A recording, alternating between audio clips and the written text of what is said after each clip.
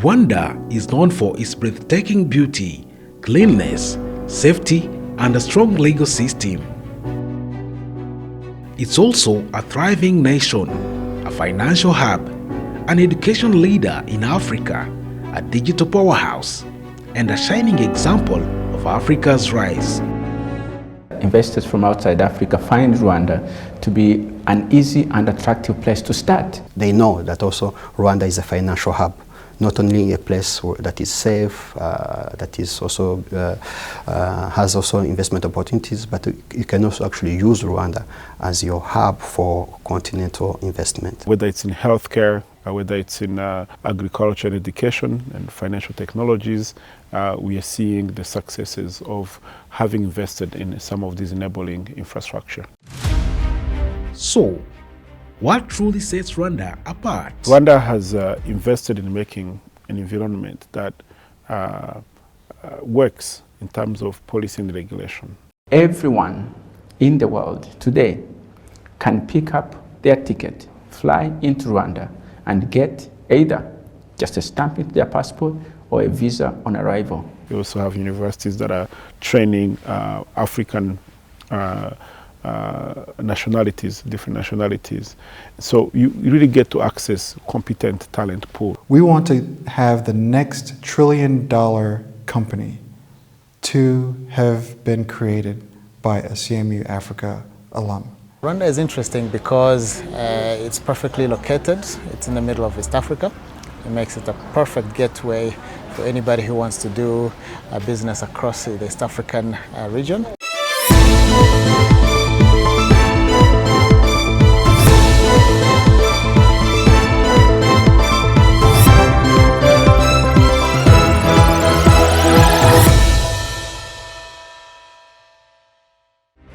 After the devastating 1994 genocide against the Tutsi, Rwanda made a bold choice to dream big. Anything that can be done anywhere in this world can also be done in Africa. The country aimed to build a knowledge-based economy driven by technology, with the goal of reaching upper income status by 2035.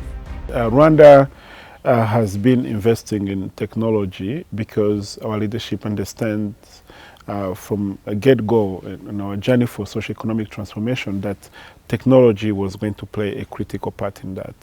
And so we started early on in doing investment in infrastructure, but also building the right capabilities in terms of skills.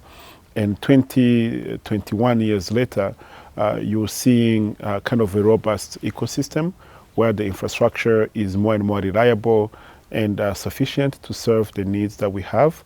And of course, as the needs increase, it's paving also a way for more investment into more capabilities or the next generation capabilities. This ambitious vision hinges on creating cutting-edge technology infrastructure and a highly skilled workforce. The results are already impressive. And for a long time now, we had the visionary leadership, which saw an opportunity that it would require investments into fiber optic cables, developing training for young people in technologies in computer programming, applications, and other skills that would give them an opportunity to participate in the economies of the future. And all these things are all of a sudden beginning to align with each other. And so we're seeing increasingly innovative business solutions that integrate ICT, that integrate finance, that bring in the internet, that bring in knowledge in the health sector, and education and others. All these creating innovations for new businesses that one would not have thought about in the past. And this is what is creating the dynamism that you're seeing. We have really an emerging startup ecosystem that has also been a result of the economic transformation in different sectors, particularly in technology area. We are seeing young people graduating from our universities with the appetite to innovate. They're graduating ready to come into these innovation ecosystems like NOSC and Westervele and others that are available across the country in our hunger hubs. They're coming with this desire to create solutions. The vision of the country has really recognized that, and we seeing some of the benefits of having invested in technology. And whether it's in healthcare, whether it's in agriculture and education and financial technologies. Rwanda is creating a large pool of talent to attract investors. But more importantly, they are nurturing a generation of innovators and entrepreneurs who are tackling challenges across Africa and the world. Obviously, we work with private sector companies that also have the capacity to train and to attract more talent. That I think in the next phase of economic transformation, we can both leverage our institutions in the country, but also global talent, making it possible for global talent to come and work alongside young Rwandans here in the country. And we're seeing really benefits in having invested in the education system, and particularly in technology sector, all the way from secondary school, the Rwanda Coding Academy, to University of Rwanda, and also other programs at the Carnegie Mellon University at master's level.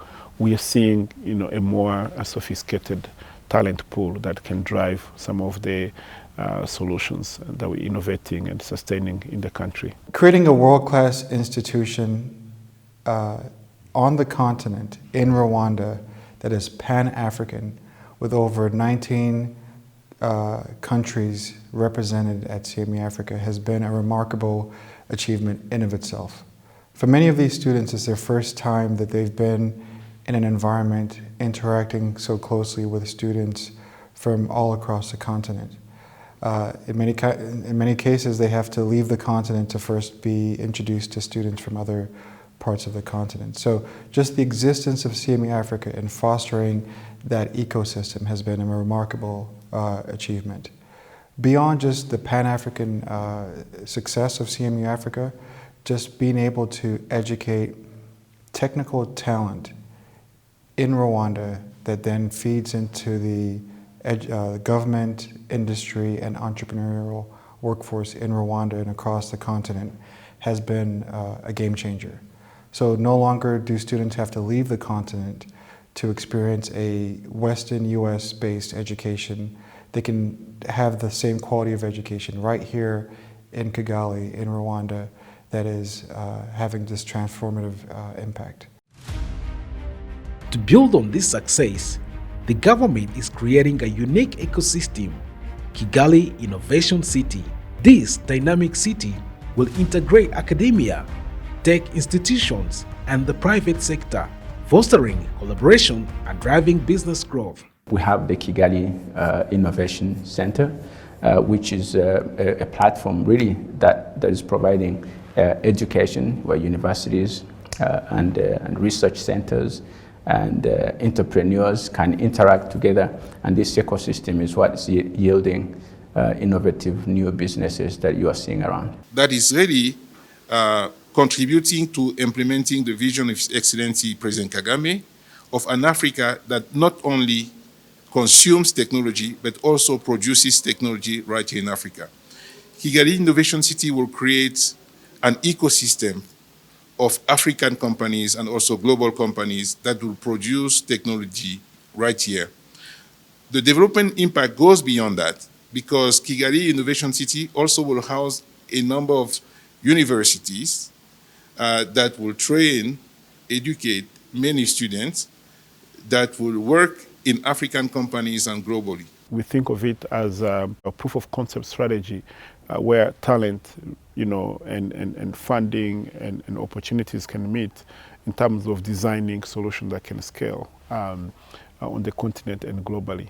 But you're already seeing some progress where Carnegie Mellon University, University of Rwanda Biomedical Engineering and eHealth, the African Leadership University, among the first movers in actually occupying space in the Kigali Innovation City. So what we can expect over the next couple of years is further development, more institutions, academic, companies, and research institutions, being able to take advantage of the infrastructure, of the talent to develop further innovations. More importantly, Rwanda is increasingly emerging as the launchpad for scaling businesses across the continent. When businesses come to Rwanda, one story that we hear from them is that, look, Africa is quite a diverse market. Every country has got its unique characteristics, and sometimes it can be confusing for someone coming outside Africa on where to begin from. And what we are seeing increasingly is that investors from outside Africa find Rwanda to be an easy and attractive place to start.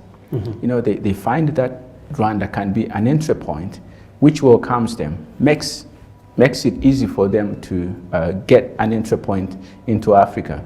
And as they succeed in Rwanda, then they begin to have an opportunity to look wider in the region and expand the operations across the continent. So this is increasingly what we are seeing as the common story of businesses that come to Rwanda. Zipline is a growing investment. Rwanda also stood as a proof of concept for Zipline. It was the very, very first investment and the very first distribution center in the world for Zipline in Muhanga in Rwanda.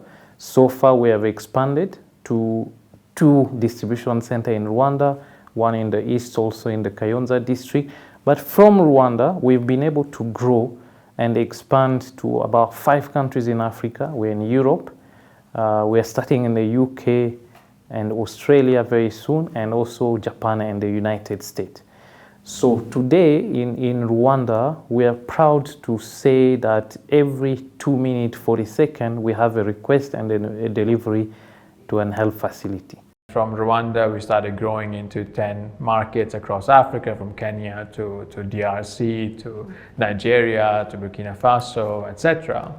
And of course, London was where the starting point happened. It was also 10 years ago where internet access was easy, where getting software developers were easy, where connectivity of flights were easy. But if you look a decade later on, today connectivity from Rwanda, both from an internet perspective, is easy. Talent is everywhere now. Connectivity through Rwanda Air, especially in traveling across Africa, and then also the stability here as well, right?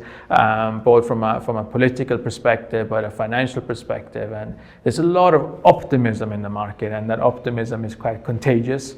So we only did what feels very natural, is that we started here, and we've decided now to be able to be located here as we expand our African vision of providing access to clean energy and clean cooking and mobility across the continent.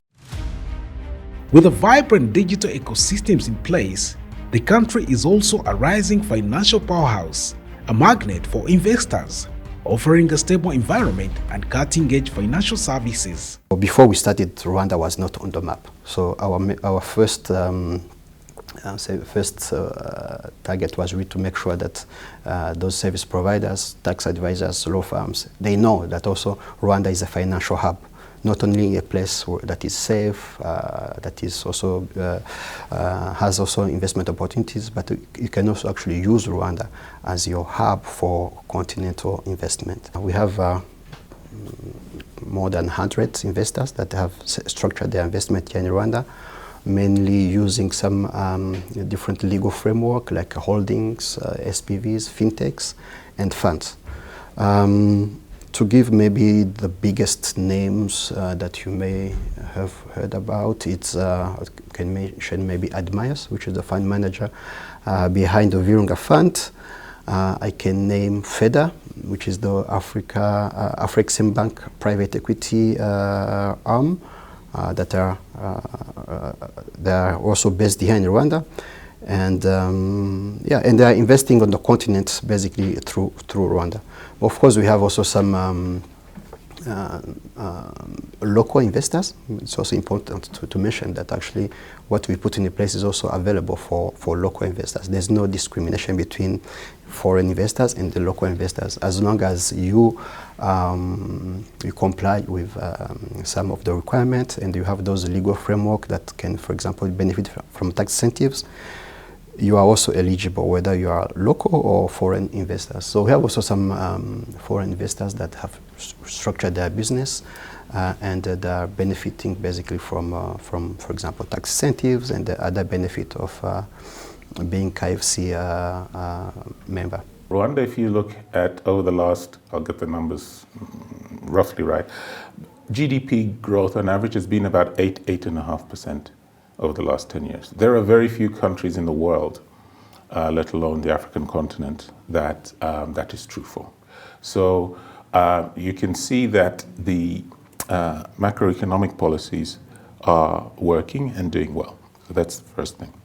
Secondly, we've partnered with KIFC, and we're part of KIFC. And as a result of that, I would say if you're in the private equity space and the private equity business, this is an attractive, the suite of incentives that KIFC provides to practitioners such as ourselves is attractive. And I would argue it's the most attractive on the African continent today. So you combine the potential for Rwanda as a country, plus the incentives that we're seeing from the likes of KIFC, etc. Combine that with three, with the ease of doing business and the ease of setting up business, going through the regulatory process and so forth, it made a lot of sense to be based here. Rwanda isn't just about tech and finance. It's also a burgeoning manufacturing hub. A skilled workforce and a commitment to quality have attracted leading global companies, establishing Rwanda as a key player in Africa's manufacturing sector. Manufacturing industry, it is still at a very nascent stage but rapidly expanding. So if you traditionally look at the traditional sectors, it mainly covers agriculture and coffee exports. We then had an industry like AF coming into processed food. Of late, we have garment industries setting up their manufacturing base here. We have multiple garment industries within the same area. We have support industries like logistics hubs being set up here. So the ecosystem is growing and growing fast. So from a manufacturing industry perspective, it is diversifying. You have players coming in from different parts of the world setting up their manufacturing operations. So it is growing. We are looking at leveraging the African Free Trade Agreement, so for investments into opportunities for trade. Businesses that start in Rwanda scaling up in the region, so opportunities for manufacturing, especially light manufacturing, in logistics, distribution, in food, food-related processed materials for ready to distribute across the continent and outside Africa. So this is the new value proposition that, in fact, in Rwanda, you can produce and expand, trade, distribute across the whole continent. Over the past 8 years, we have been able to expand our capacity, utilize the capacity to its 100%. We have developed the human capital that is needed to run an institution like this. We are one of the few plants from where organization like World Food Program sources their Super Cereal Plus. We are ISO 22000 certified. Our quality standards meet the very exacting standards that the government of Rwanda needs for its health programs. And we are able to run all this with 90%, approximately 90% national staff and workers. And the national talent pool is broad enough, it is deep enough for industries to come and establish and create very capable staff and employees. Traditionally, coffee industry was the largest export earner for Rwanda. And after we set up this facility, AIF as an organization has been as large and at times even larger than the entire coffee industry as a export earner. There are export opportunities for the right type of products. Our products are, we are the only factory in Africa who makes Super Cereal Plus, and our products are taken to all the adjacent countries for various relief operations by World Food Programme. There are challenges of being a landlocked country, but then there are also now, let's say, logistical partners like DP World who have come in. There are other large regional players who are operating out of Rwanda. And there are solutions available for some of those challenges today. These initiatives are positioning Rwanda as a gateway of Africa, where with a streamlined business environment, access to a growing African market, and a supportive government, Rwanda empowers entrepreneurs to take their ideas to the next level.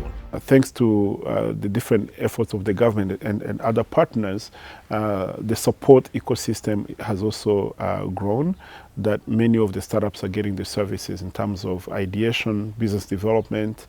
We are seeing angel investors and other funders increasing their appetite to invest and support the startups, but also the government is creating an enabling environment through incentives and grants and other regulatory supports. We have a seed fund that cuts checks of anywhere between $100,000 to $500,000.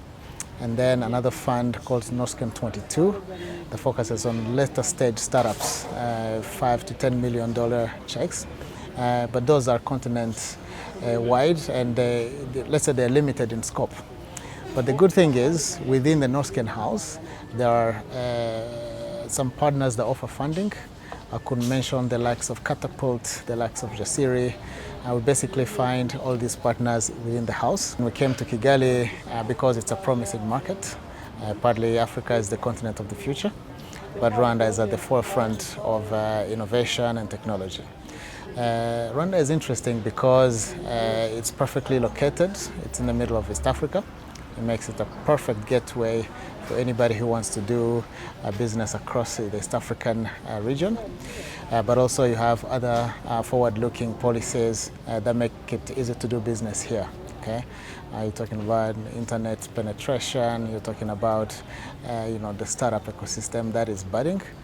So Rwanda is an attractive market for any of these companies that want to, let's say, get their feet wet in a safe, conducive environment, then ultimately scale across the continent. And the size of Rwanda and the leadership here as well, and the clear direction and vision, matched by young people that are very optimistic about the future, educated, energetic, I think it's an incredible place to be at. And also to take the learning from Rwanda and expand that to other countries as well. There's a lot of regional stuff. We were talking about Kenya earlier on, like the integration of the East African community, the integration within the Commonwealth, the integration with West Africa, with the flight connectivity. There's a lot of new conversations that are going on that were not happening before, and increasingly Rwanda is becoming at the center of that. We want to have the next $1 trillion company to have been created by a CMU Africa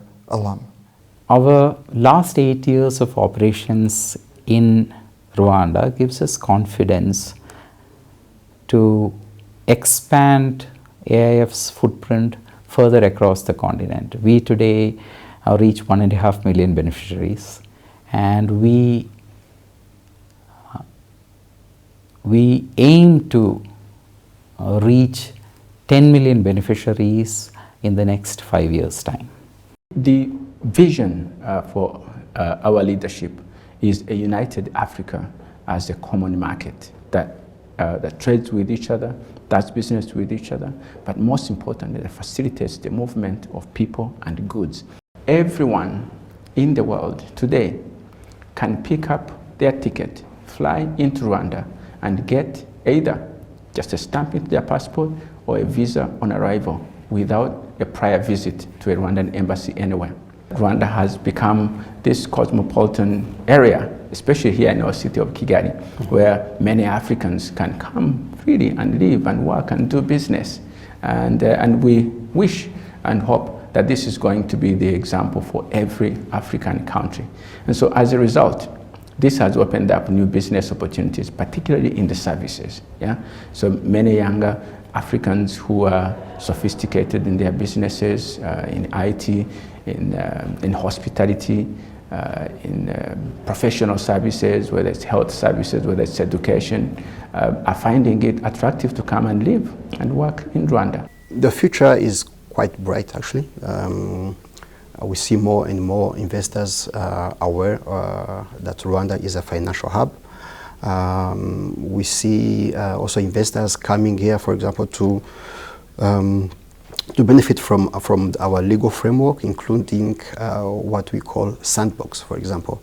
And this is one of the our value proposition, which is to position Rwanda as a proof of concept country. So whereby investors come here, they benefit from our advanced legal framework, and then can test their solutions. And once they are ready, now they can scale on the continent and even beyond. By becoming a gateway to Africa, Rwanda is not just transforming itself, but inspiring the entire continent to rise. This is more than a nation. This is a launchpad for Africa's potential. This is Rwanda.